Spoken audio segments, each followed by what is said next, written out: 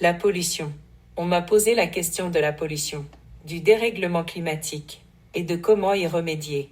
C'est un sujet d'actualité du monde contemporain. Pour moi, ça commence par les véhicules. Aujourd'hui, il y a plus de véhicules en service que n'importe quand auparavant. Je ne dirais pas qu'il faut qu'on remonte sur nos chevaux et qu'on retourne aux chariots. Mais c'est vrai que dans ce temps-là, la pollution n'était pas comme aujourd'hui. J'ai fait le voyage de l'Europe à l'Amérique et la première chose que j'ai remarquée en arrivant en Amérique, c'est que l'air était irrespirable. C'est comme s'il manquait du vent ou que je ne ressentais pas l'air fraîche. Aujourd'hui, ça a encore empiré. Je respire principalement du carbone. Du carbone respiratoire et c'est ce qui cause souvent les problèmes respiratoires, la grippe, le mal de gorge, les problèmes de mucosité.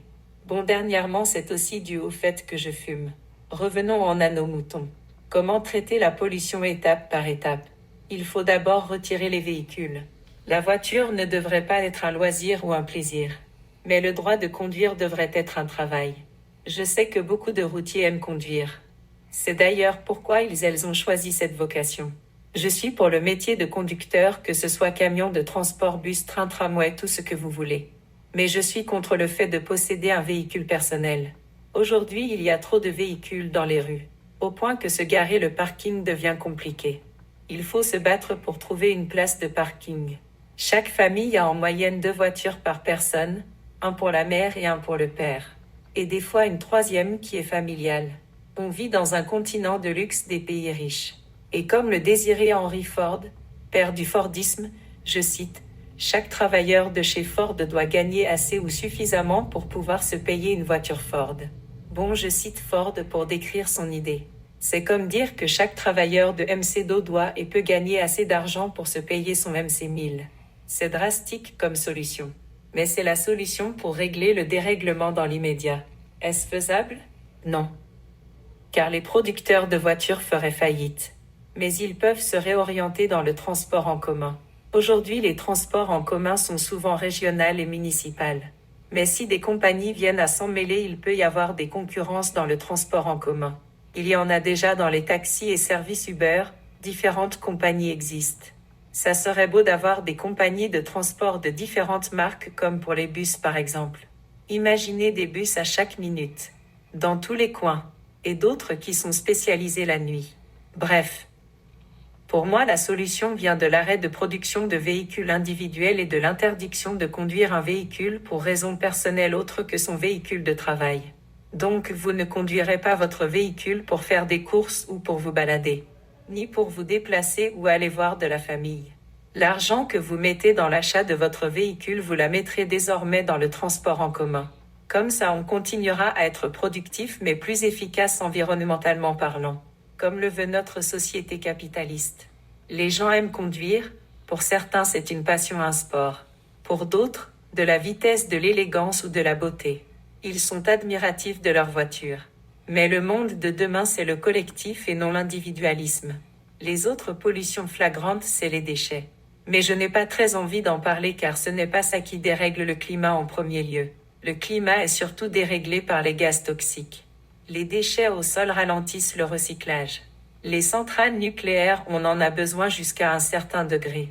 Mais les voitures personnelles sont ce que je prône en premier, à nous de nous en débarrasser.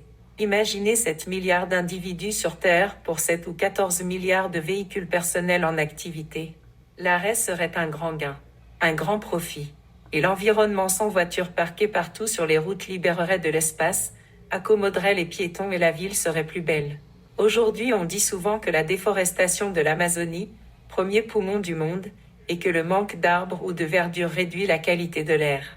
Car comme nous savons, c'est l'eau et les végétaux qui sont nos premiers fournisseurs d'oxygène. L'homme respire l'oxygène et rejette le carbone. Les arbres respirent le carbone et rejettent l'oxygène. La qualité de l'air est donc dépendante du support suffisant en oxygène. De même, l'air est meilleur au bord de l'eau car plus fraîche, donc plus présente. Mais l'eau de nos rivières ne sont pas toujours salubres, propres et environnementales dû au rejet des toxines souvent des entreprises de fabrication d'électricité, sans compter les déchets que nous jetons. La pluie fait le beau temps comme on dit en français, mais surtout la pluie est une grâce du ciel qui permet de nettoyer l'air en jetant les toxines comme les désagréments et les agréments sur le sol et renouvelant l'air. Je parle du sol boueux comme du sol herbeux. Pas du sol métallique ou asphalté comme nous avons un peu partout. Par contre, c'est le soleil qui gâche le travail de la pluie en réchauffant le sol humide ou asphalté et par conséquent il fait remonter la mauvaise air ou gaz qui n'ont pu être absorbés par le sol. À noter que c'est surtout l'herbe qui nettoie les mauvaises toxines de l'air que la pluie a fait tomber. L'herbe a besoin de la lumière pour sécher et absorber. C'est ce qu'on appelle sa photosynthèse. L'herbe mouillée par la pluie absorbe et assèche les toxines. Les toxines non absorbées par l'herbe, c'est-à-dire l'extra, se matérialisent en goudron ou se forment en saleté, et restent attachées sur l'herbe jusqu'à la nouvelle fourniture de pluie et d'eau. Au final, là où il pleut le plus, c'est en mer. Et là où l'air est la meilleure, c'est en mer. Et la mer rejette quoi? Toute la pollution sur la terre.